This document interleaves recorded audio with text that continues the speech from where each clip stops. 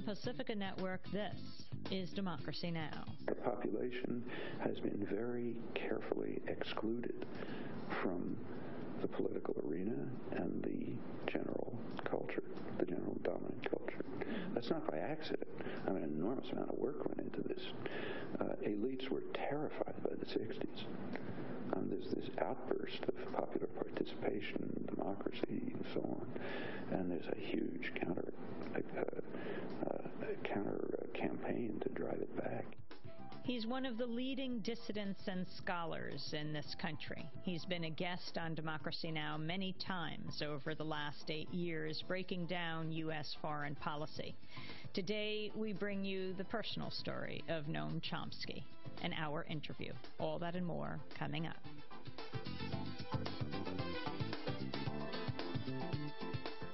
Welcome to this special edition of Democracy Now!, democracynow.org, the War and Peace Report. I'm Amy Goodman.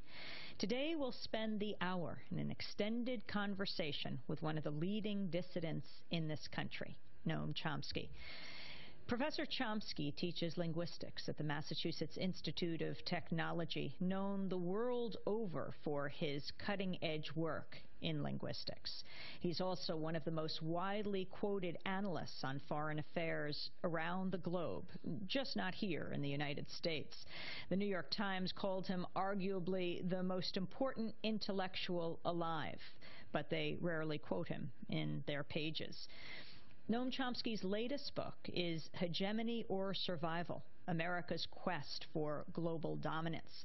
He's written more than 100 books, among them 9/11, Power and Terror.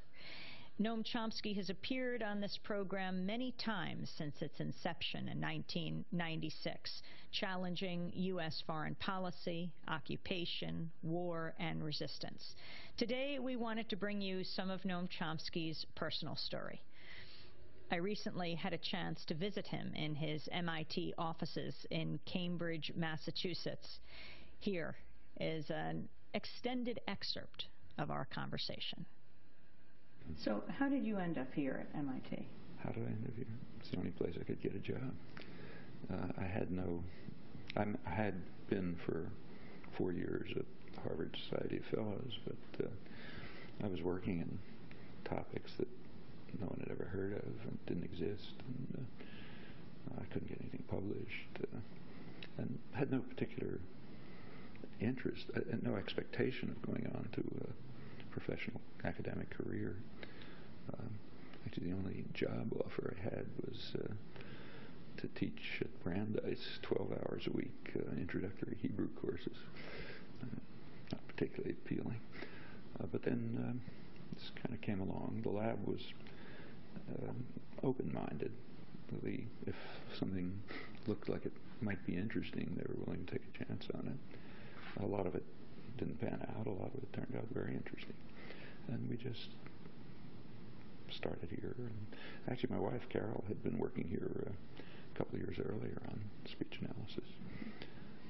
So what were these topics that no one had ever heard of before? Well, what became modern linguistics and a good part of cognitive science.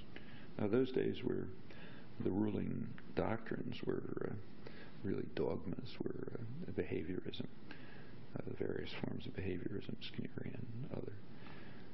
And in linguistics, anthropology, other fields, it was structuralist approaches, which were a very data-oriented organization of data. And the few of us who didn't believe any of this, a couple of graduate students at Harvard, we thought you should study language and other cognitive capacities as basically biological organs, sort of like the visual system or the immune system, the components of the human organism which grow and develop in ordinary ways. Data and evidence, of course, have an effect, like they have an effect on how tall you are, that sort of thing. But the primary course of growth and development, as we expected, is, and I think by now it's agreed, was genetically determined, like everything else about the organism. And in the case of humans, there are very special capacities. Nobody knows exactly where they came from, but they seem to have evolved fairly suddenly, maybe pretty recently, 50, 60,000 years ago, which is nothing in evolutionary time, in a very small breeding group of which we were all descendants, and led on to, for better or for worse, what has changed the world fantastically, human activities. So as you watched your children grow up and your grandchildren, are you watching how they acquire language? Did you learn from them? Well, actually, my wife, Carol, worked on language acquisition. She was even doing it carefully. But yeah, we did it as parents do, because we were interested in specific aspects of the language acquisition and growth. So yes, we paid attention to it. By now, it's a rich, developed experimental field, plenty of work, and we didn't see, if it's your children growing up, it's fun to watch, but nothing happened that was particularly surprising, although the growth and development of a child's conception of the world and cognitive capacities are pretty miraculous to observe. How did your linguistic studies, your field, what you were developing, this shattering of an old paradigm, can you relate it to what you've done in politics and political analysis? Absolutely no relation. In fact, I was deeply involved in political work long before I ever heard of linguistics. I just grew up with it and continued with it, and it just continued alongside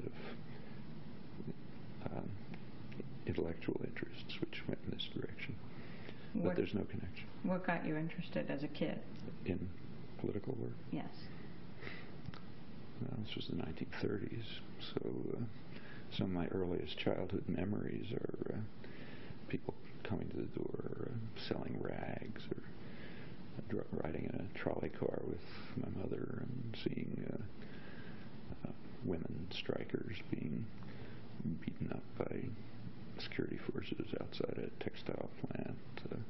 A lot of my family was, the New York branch of my family was mostly working class seamstresses, shop boys, uncle who had a newsstand owner, and newsstand, I guess he didn't own them, was allowed to run it because he had a severe disability, and under WPA programs was given an opportunity.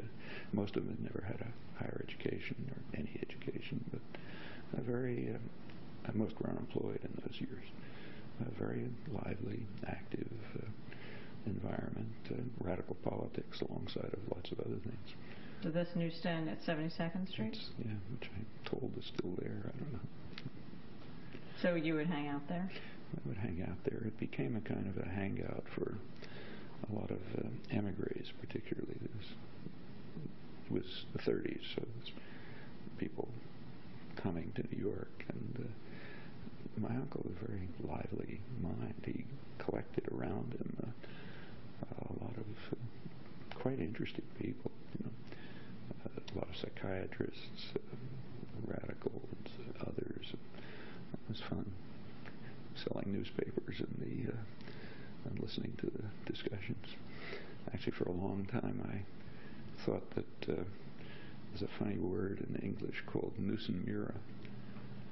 I knew that when people came out of the subway, they would say nusenmura, and I would quickly pick up two things and hand it to them, and notice that they read the raising forms. Later, I learned what it is. It is. News and Mirror, which I guess were the two tabloids in those days. But to me it sounded like News and Mirror. Your first writing, how old were you? Were you 5, 6, 10? Well, the first one I remember was 10. I can date it very easily. It was school edit. I was editing the elementary school newspaper. Big excitement. Do you remember the title of it? I don't remember the title, but I remember the topic. It was right after the fall of Barcelona, so it was in maybe March 1939. And it was about the growth of this spread of fascism through Europe. I even remember the first sentence. What was the first sentence? I think it was something like Austria falls, Czechoslovakia falls, now Barcelona falls. And what's going to come next? I mean, at that time, it felt as if this black cloud of fascism was really spreading over the world and was very ominous. So, did you talk about it with your family? Were your parents politically active? My parents were political liberals, like Roosevelt, New Deal liberal, and but they were living in a kind of a different world, which I was also living in, and it was essentially a first-generation immigrant Jewish community, very much involved in what amounted to a Jewish ghetto. There was a kind of a battle going on between the Yiddish side and the Hebrew side, and they were on the Hebrew side. So my father ran the Hebrew school system in the city. My mother taught in it. We grew up in a Hebrew environment, immersed in Hebrew culture, literature, and so on, tied to the pre-state Jewish settlement in Israel. That was in what is now Israel and Palestine. I very quickly in the early 40s was drawn into parts of what were I was very active in what was then in the Zionist youth movement, so youth leader, that sort of thing, but in a wing of it that would now be called anti-Zionist. Then it was Zionist. This was the wing opposed to a Jewish state. It was socialist, radical, favored Arab-Jewish working-class cooperation in a socialist Palestine. You lived in Philadelphia? Lived in Philadelphia. Mm-hmm. And what did you want to see, especially after the war, with the Jews looking for some place to go? Well, that's what I was, same thing. And I kept involved in that. These are small groups, but they existed. I mean, there was one fairly large group that youth, Hashem Eretz Seir, which was like about half of the kibbutz movement and had offshoots in the United States. People being on hachshara farms, preparation farms, where they were being prepared to go to kibbutzim in Israel. And they were officially bi-nationalist, opposed to a state, until 1948, when the issue sort of became moot. I could never join them, though, because they were split into a Stalinist wing and a Trotskyist wing, and from the time I began to think for myself, like 12 or 13, I was very anti-Leninist. I was part of to the left of Lenin, what the Bolsheviks called ultra-leftist, anarchist, left Marxist critics of Bolshevism. So I could never actually join the groups, but I was pretty close to them in many attitudes and beliefs. Did your parents speak English? Oh, yeah. At home? Yeah. I mean, their native language was Yiddish, but they would never speak it. I mean, that was just taboo, so we never heard a word. But my father came over when he was about 17, so he spoke with an accent. My mother had been here almost from birth, so she spoke ordinary New York English. They came from? My father came from a town in the Ukraine, which was wiped out by the Nazis. My mother came from what's now Belarus. What effect did the Holocaust have on you? How old were you? Well, I was born in 1928, so I was an early teenager. It's kind of surprising, but in the American Jewish community, even the deeply Jewish committed parts of it, I mean, we were virtually an immigrant ghetto. I mean, it was not really grasped for quite a while. And in what's now Israel, in the Jewish community in Palestine, awareness of it was quite delayed and even in a sense suppressed. I mean, by the late, by the mid-40s, you had to know 1943, 1944. But the war itself was such an overwhelming obsession. It really wasn't very clear until pretty far along how the war was going to turn out. I mean, I later learned, even in high-level circles. So, for example, the Council on Foreign Relations in the State Department had planning studies going on from 1939 to 1945, planning for the post-war world. The plans are really interesting. I mean, they spell out in close detail what later happened, which is not surprising. It's pretty much the same people. But they assumed, they took for granted that the United States would emerge from the war as for the first time, a major global power, dominant global power, hadn't been before, and that Britain would be sort of marginalized. The basic plan was that the U.S. would take over what they called a grand area. That would include the entire Western Hemisphere, to which the U.S. had laid claim, but it could never do much about it, except in the neighboring region. So they take over the whole Western Hemisphere, the Far East, and the former British Empire at a minimum. That was the region that was held to be necessary for satisfying the needs of U.S. corporations, the U.S. economy, U.S. control, strategic resources, and so on, and what they called security. But they also assumed that there would be a German world. This was the non-German world. At a minimum, the Western Hemisphere, the Far East, and the former British Empire, at a maximum everything. But they assumed there would be a German world in Eurasia, which would be the other force in the world. And that went on until about 1943 or so. That was a prevailing conception. By 1942, it was pretty clear the Japanese would be defeated. So the U.S. would take over the Far East and would keep everyone else out. So the Allies, Britain, France, and the others, weren't even allowed into the post-war discussions about the peace treaty for Japan and how to organize the Far East and so on. But Eurasia was not so clear. In fact, it really wasn't until the huge tank battles in mid-1944 where the Russians smashed up but most of what remained of the major German armies. It wasn't clear until then that the Germans were going to be defeated. That's about the time that the U.S. and Britain landed in Normandy, really the tail end of the European battle. And just from a child's point of view, it certainly wasn't obvious. I mean, of course, I didn't know any of this stuff at the time.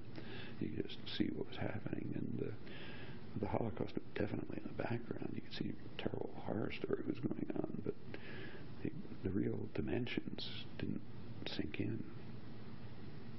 When did it sink in? Well, by the end of the war, there was just no question anymore. And by the time towards the end of the war, it was pretty clear, and by the end, there was never any question. I mean, after all, people were still dying in DP camps for a couple of years after the war was over. Another story which I didn't know much about at the time, and it's pretty ugly. Noam Chomsky, speaking in his MIT offices in Cambridge, Massachusetts, just before the 2004 election. This is Democracy Now! Back with Professor Chomsky in a minute. This is Democracy Now!, democracynow.org, the War and Peace Report. I'm Amy Goodman as we continue our conversation with Professor Noam Chomsky in his offices at MIT. We had this conversation just before the 2004 election. I mean, the obvious question about the remnants of the Holocaust is, why aren't they here?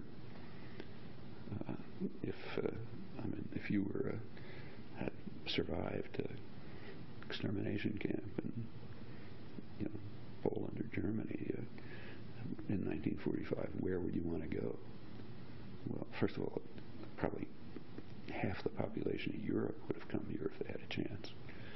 And I don't think there's very much doubt that the survivors of this hideous experience. If they'd had a chance, it would have come to the one country in the world, one of the few countries in the world that not only escaped the war, but was enriched by virtue of the war. I mean, the U.S. ended the war with industrial production roughly tripled, owning half the world's wealth. The only major country that was untouched by war. Everybody else was seriously harmed or devastated. This was paradise. So where would you have gone? Well, very few came here. And I think it's not because they didn't want to. Where two forces kept them out. One is the United States didn't want them, and the American Jewish community didn't want them. So there were immigration proposals, legislation in the late 40s. But the only part of the Jewish community that lobbied for them were the anti-Zionist groups, the American Council for Judaism. The general community didn't want them. Because? Several reasons. For one thing, anti-Semitism was not, it wasn't like Germany, but it wasn't a joke either. I mean, anti-Semitism was a serious phenomenon. I mean, I can remember very well from childhood when my father got old enough, and he finally got enough money to buy a second-hand car in the late 30s. If we would drive up to the nearby mountains for a weekend, you'd have to check the motels to see if they said restricted, because restricted meant no Jews. I happened to live in a neighborhood of Philadelphia which was, to a large extent, German and Irish American, very anti-Semitic, quite pro-Nazi, in fact, up until Pearl Harbor. And, we were kids and boys on the streets. You run into what you can expect. Never talked to my parents about it. They never knew.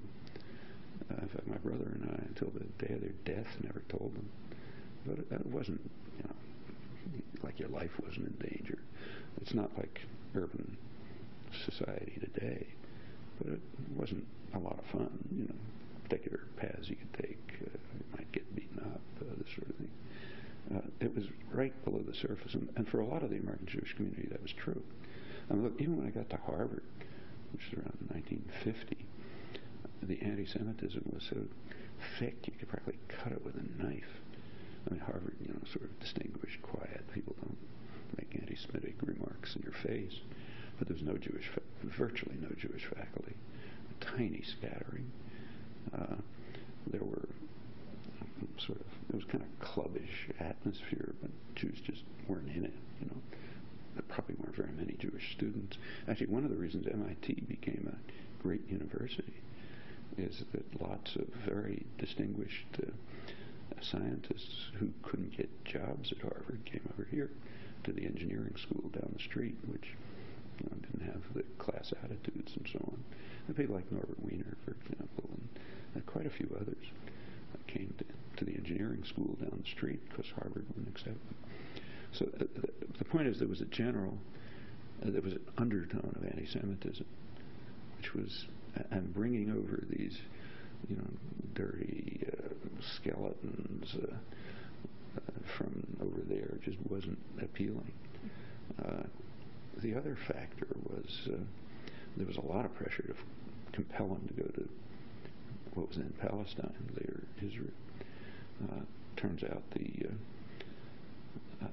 we sort of half knew this, being inside the Zionist youth movements, but nothing like what has since come out in the archival record. The Zionist movement in the issue of the Jewish community essentially took over the camps and ran them and controlled food and resources and others, and it wanted, there's a fixed, an official policy of getting able-bodied people, men and women, I think it was ages 17 to 35, and getting them sent off to Palestine, essentially to be cannon fodder. The others, the children, the older people, they didn't care much about. But they did make efforts not to have them sent to Britain or France to the limited extent that they would accept them. They preferred for them to be kind of a psychological weapon against the British in favor of immigration to Palestine, which was the only place that really not welcomed them, was trying in every way to get them to come. The first study of this just came out a couple of years ago in Hebrew by a friend of mine, Yossi Grudzinski. Actually, an English version of it is just appearing. Common Courage Press is publishing it. I don't know what the English title is. The Hebrew title translates as good human material, meaning the good human material we want to get over to Palestine. And if there had been an objective investigation, which there wasn't, I think it's hard to believe that that would have been the first choice of many people, probably most people, coming out of the concentration camps, if they had other choices. But they didn't. After World War II, I mean, you talked about watching from a young age, believing fascism was going to take over. Austria fell, you said, Spain. Do you think the lesson learned was that fascism must be fought? Well, I thought in the 1930s, by the time I was sort of conscious politically, say late 30s, I mean, my feeling was the U.S. should get into the war. In fact, there wasn't any war at that time. It should be involved in stopping the spread of fascism. And fascism meant to you? Italy, Germany, Japan it was clear they were carrying out horrible massacres. And the term means? Well, by now it's just used as a term of abuse.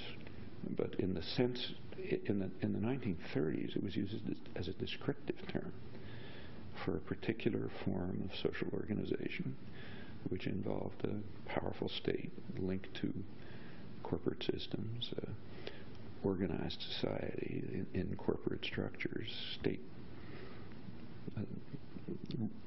overwhelmingly ruled by state power, but with private enterprise given tremendous advantages and freedom. The working class crushed, the parliamentary systems crushed. Sometimes the use of violence to control the population, sometimes not. In fact, the New Deal was called fascist in those days by many people without any particular program. It was just one of the versions of this form of social economic organization that was spreading over the world, with some hideous parts like Hitler and some parts like Italy which were actually approved. I mean, Mussolini was quite popular in the United States over a broad spectrum, including the labor movement. Roosevelt called him that admirable Italian gentleman, and as late as 1939 was saying that fascism in Italy was an experiment that was worthwhile and had to be carried out, and was distorted later by its association with Hitler. And in fact, the U.S. business community loved it. I mean, investment in Italy just shot up after Mussolini took over. Same after Hitler took over. In fact, if you look back at the records, which are now available, there was really never... What's now called appeasement is a very misleading term. I mean, it was supported. Hitler was described by the State Department in the late 30s, 1937, as kind of a moderate standing between extremes of left and right. We've heard this many times since, who was protecting the West against the terrible threat of the working class and the Bolsheviks and a possible revolution which might overturn the core of civilization, meaning capitalist civilization. So appeasement is very strange. I mean, after Munich, 1938, Roosevelt's closest associate, Sumner Wells, reported back that it's a tremendous achievement. This is what destroyed Czechoslovakia. Turned it over to Hitler pretty much. Great achievement. Now we have a chance for real peace in the world under the moderate Nazis who have programs that we can work with. I mean, it gets worse. As from memory, I might be slightly wrong, but George Kennan, who was one of the leading post-war planners and very much on the humanist liberal side, he was American consul in Berlin, I think until mid-1941. He was sending back pretty favorable reports that you shouldn't be too extreme in condemning the Nazis, and the Italians certainly not. I mean, in the early 30s, I remember Fortune magazine, the main business magazine, had an issue with the cover saying something like, the wops are unwopping themselves. You know, these backward, dirty Italians are finally learning to do how to do something right. It was not, I mean, I thought that, I didn't know most of this, but I knew enough to see that there was no serious opposition to fascism, and it was, for me and people like me, it was a scandal. The businesses that were benefiting, that remained investing in Hitler's companies, I mean, you have IBM, and now the discussion of George Bush's father, Prescott. GM, Ford. Yeah. I mean, they really didn't see a lot wrong with it. It was giving them enormous advantages, great investment opportunities, crushing the labor movement. They didn't care if the parliamentary system didn't function significantly. And through various mechanisms, it's now known, they sustained contacts even during the war. I mean, the same with Japanese imperialism. Japan, I mean, practically up till Pearl Harbor, the U.S. position in negotiations with the Japanese, the official position was that the U.S. would be willing to accept Japan's actions in Asia, which were utterly monstrous, if U.S. business opportunities were protected. If the U.S. wasn't cut out of the China market, say, was allowed to participate freely. This is after the rape of Nanking, terrible atrocities all over. And, actually, if you look at what the Japanese were doing, the way Americans look at themselves today, there wasn't much to complain about. I mean, in fact, even Pearl Harbor, by the standards that the U.S. now accepts, the bombing of Pearl Harbor was a pretty acceptable action. It falls very strictly within official U.S. doctrine, and it's even less contentious than the invasion of Iraq, much less contentious. Look, I mean, in the 1930s, the U.S. press openly, it was nothing particularly secret, and the Japanese were certainly reading it. The general popular press and literature was talking about how we have to exterminate the Japanese by massive bombing of their cities, which are made out of wood, so we can have huge firestorms which will exterminate the whole terrible race of yellow devils.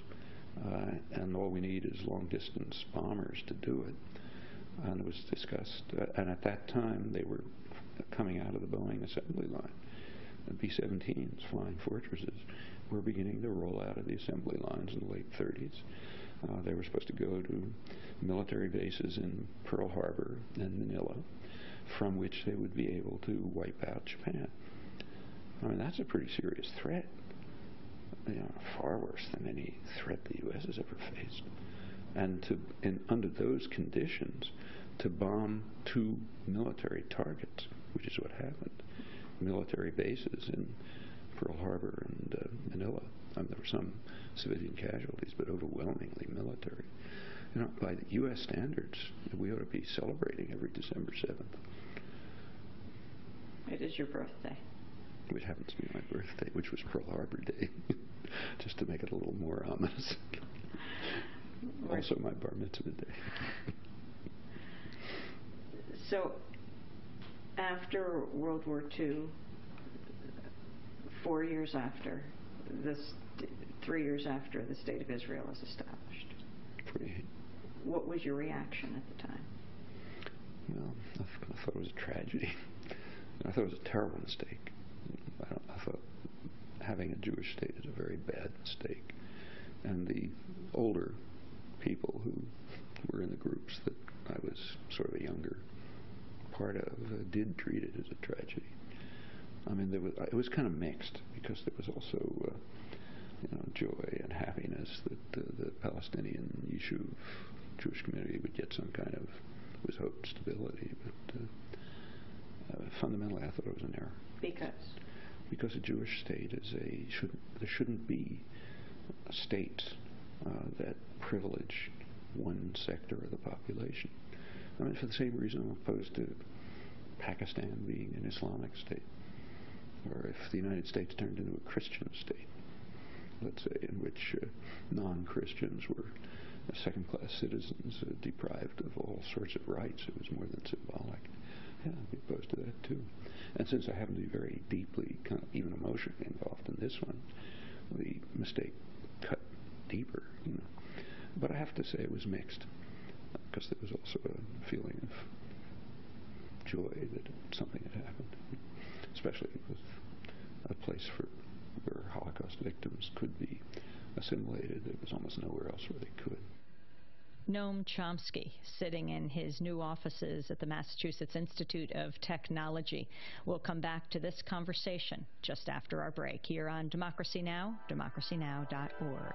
This is Democracy Now!, democracynow.org, the War and Peace Report, as we return to our conversation with Noam Chomsky in his offices at MIT in Cambridge, Massachusetts. And what was your understanding of what happened to the Palestinians there at the time? Well, I didn't know then what we know now, but it was pretty clear. There was no doubt that it was a pretty violent expulsion. I mean, now even the major Israeli historians, like, say, Benny Morris, is the main historian of this, simply calls it, the phrase he uses is translated as ethnic cleansing. But the literal meaning is ethnic purification. And that's part of the Zionist ideal. It's purification of the land, redemption of the land, purification of the land. And to do that, you had to get rid of this alien entity. In fact, Benny Morris has done more than anyone else in recording the horrible details. Praises it. Says it didn't go far enough. It's the only way a Jewish state could have been established. Yes. At that time, most of those details weren't known. Although I must say I saw some of it enough to have a sense right at the time, and later when I was living in Israel a little bit later for a while. When? 53. In a kibbutz, a Hashomer Hatzair kibbutz, a very left-wing kibbutz. It was near Haifa, but everything is near a border, so it's not that far from the borders. But I remember going out on guard duty with older friends some evenings, and some of them refused to take guns. And we'd talk and ask them, why aren't you taking guns? They weren't then called terrorists. In fact, the Hebrew word for terrorist hadn't even been made up yet. They were called infiltrators. And but you had to drive them out. And I remember asking some of these guys, why don't you take guns? And they said, look, these are the people who used to live here. I mean, from their point of view, we're harvesting their land, so I'm not going to shoot them.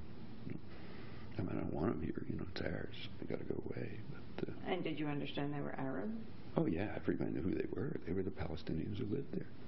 I mean, once I was working in a field with, again, an older man from the kibbutz, and we carrying irrigation pipes around or something like that. And I noticed a pile of rocks up on a hill, and I asked him what that was. And he sort of changed the subject. He didn't talk about it.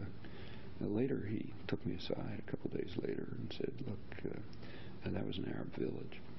It was a friendly village, but when the fighting came close, we felt we couldn't accept their being there, so we drove them out and destroyed the village. This is a kibbutz way at the left, dovish binationalist end. Actually, they were Buberites mostly. It came from Germany. Martin Buber. Yeah. But, who was, technically at least, in favor of binational state. But they were at the extreme, and didn't like it, but it had happened. So there was no secret that it had happened. When you were 25 or so, you lived in Israel on a kibbutz. About 25. Yeah. For how long? A couple of months. About a month. Why did you go there? Well, we went, my wife and I went because we thought we might stay. Actually, she went back for a longer period, and we planned to stay. We assumed we both might well stay. But actually, if I hadn't gotten the job at MIT, I might well have gone. Life is full of accidents. Actually, I don't know how long I would have lasted.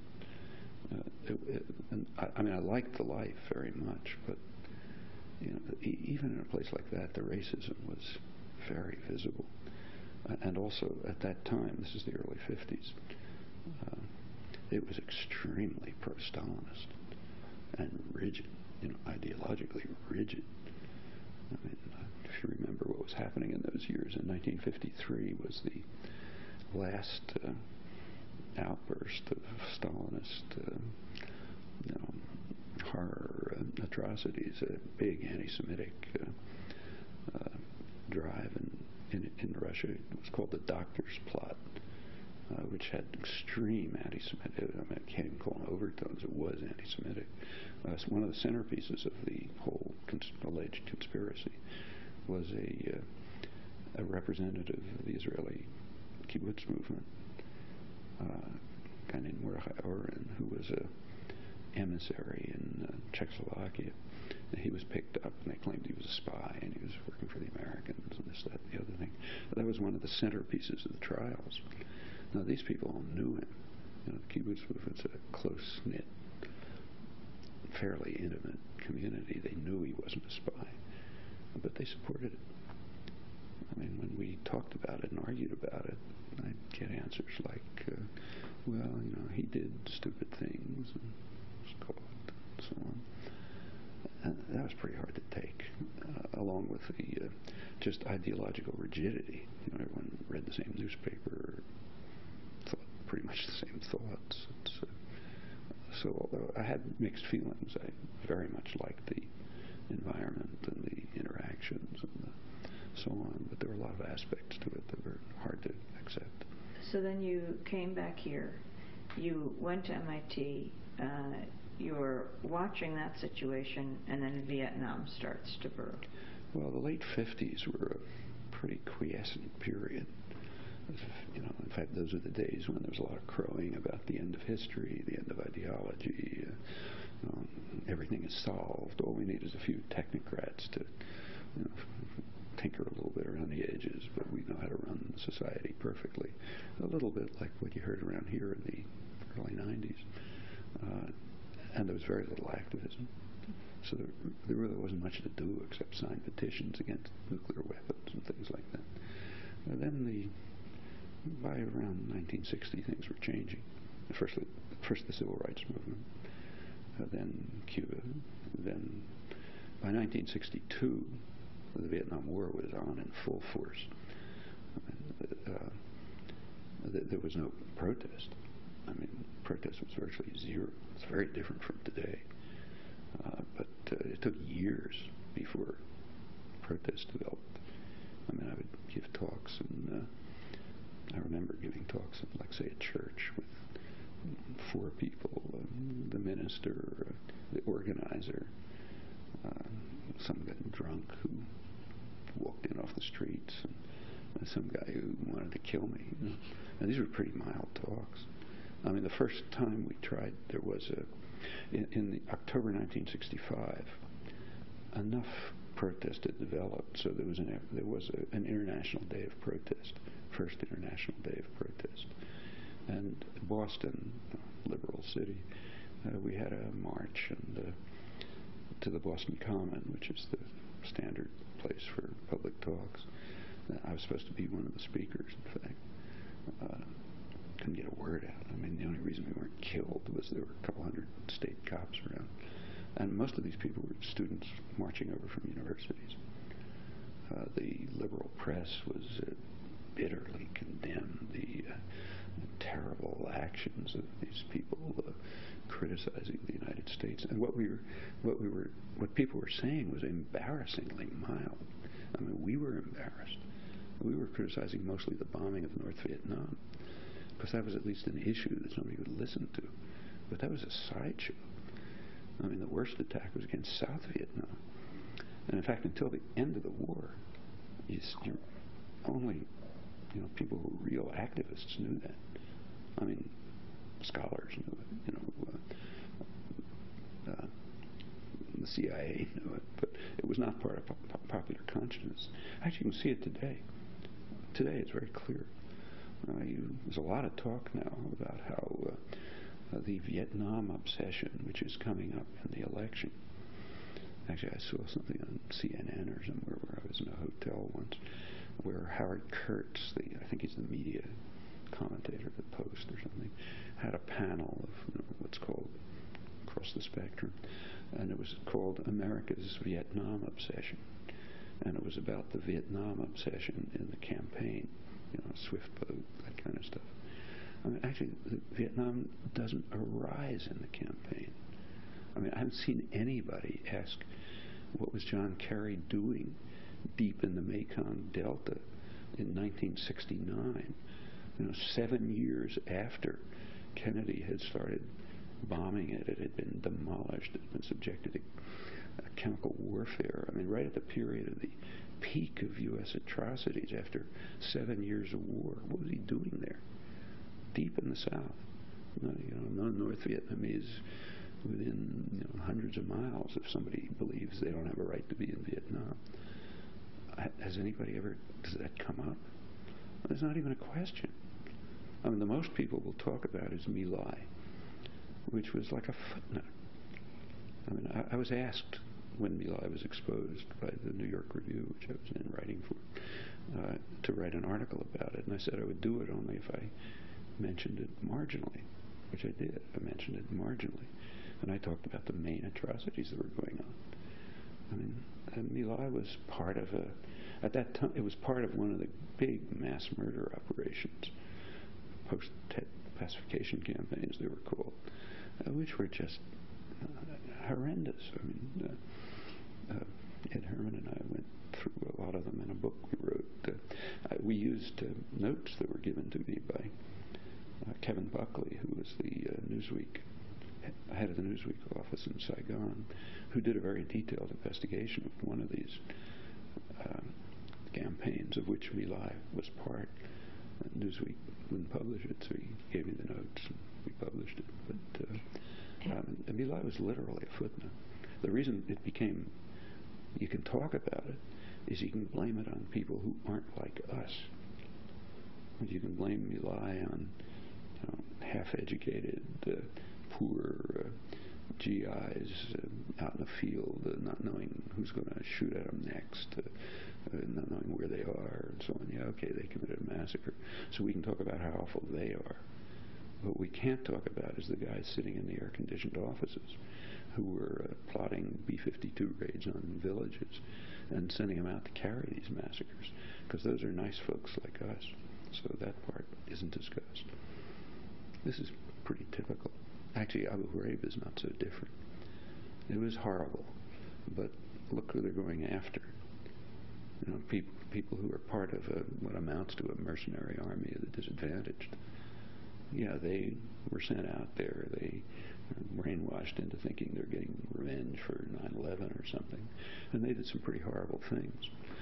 But the people who are organizing and carrying out the atrocities, they're immune.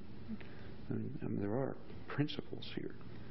There was a Nuremberg tribunal which established very explicitly that the supreme crime is aggression, and that crime includes all of the evil that is contained in it as a consequence, no matter who it's done by. That was what the Nazis were sentenced for, many of them hanged at Nuremberg, with a very clear statement, yeah, this covers everybody. I mean, there couldn't be a clearer example of aggression than this. And yes, it contains all of the evil that follows. John Kerry has said when he left Yale and went to Vietnam, he already had serious questions about it, but felt that if the U.S. was going to fight there, that he should do it. Have you heard the speech he gave in '71, the yes. speech about atrocities, and what do you think about that? He was quite right.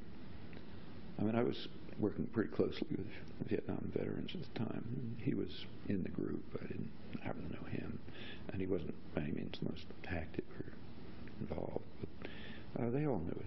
I mean, the investigations that went on at the time, the Winter Soldier and other war crimes investigations, quite a number of which I attended, gave detailed information, almost all of which has been independently verified, of major atrocities, and they weren't discussing the worst ones. The worst ones are things like the mass bombing, saturation bombing of the Mekong Delta, which were public, like it wasn't secret. You don't have to expose it. It just didn't matter. This is saturation bombing of a densely populated area where the U.S. had simply lost control because the population was all with the resistance. I mean, very few. I mean, the North Vietnamese troops, whatever you think about North Vietnam's right to be there after we bombed North Vietnam, it's their country after all. But putting that aside, North Vietnamese troops were around the periphery of the country. In fact, there were more South Korean and Thai mercenaries up till about 1968 than there were North Vietnamese. And they were not at the periphery of the country. They were carrying out massacres right in the center of the country.